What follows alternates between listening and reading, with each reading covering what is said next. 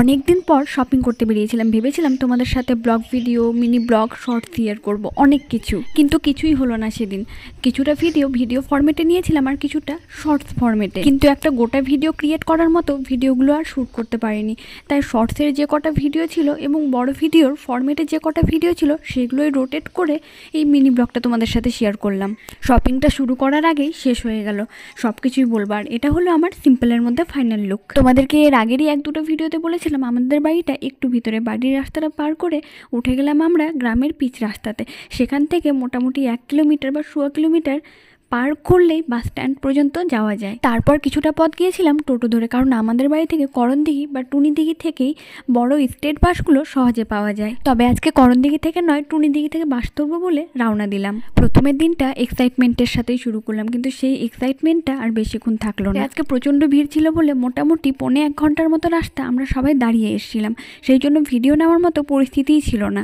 তাই ভিডিওটা আবার শুরু করলাম শপিং মলে এসে। অনেক কিছুই শপিং করার ছিল, অনেক জায়গাতে যাওয়ারও প্ল্যান ছিল, কিন্তু সেগুলো আর কিছুই হলো না। তোমরা তো জানোই কিছুদিন ধরে শরীরটা ভালো যাচ্ছে না, আর ভয়েস ওভারটাও হয়তো তোমরা বুঝতেই পারছো যে এখনও পুরোপুরি শরীরটা ভালো হয়নি। তারপর থেকে বাড়িতেও কিছু সমস্যার কারণে মুডটা একেবারেই অফ হয়ে গেল। তবে যেটুকু সময়টা পেয়েছিলাম আমাদের সকলের সাথে, সেইটুকু সময়টা সত্যিই খুব ভালো ছিল। এর আগের একটা ভিডিওতে একজন কমেন্ট করেছিলে যে আপু তোমার ভিডিওগুলো আমার খুব ভালো লাগে, সমস্যার মধ্যে থাকলেও তুমি হাসি মুখে ভিডিও বানাও। তোমাদের এই ছোট্ট ছোট্ট কমেন্টগুলো অনেক উৎসাহ দেয়।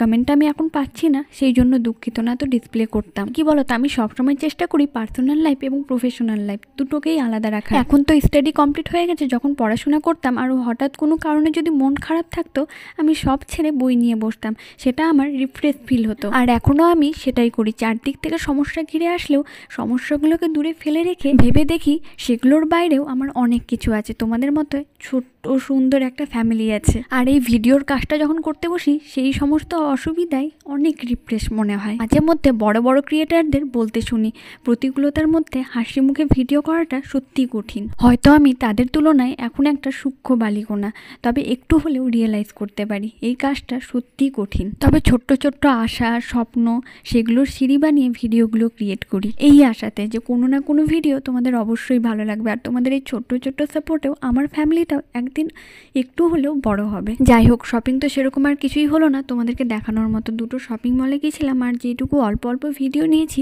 সেগুলোই তোমাদের সাথে শেয়ার করলাম। একটা স্লিপার্সই নিয়েছিলাম, সেটা আর কি দেখাবো। তারপর চলে আসতে হলো বাড়িতে।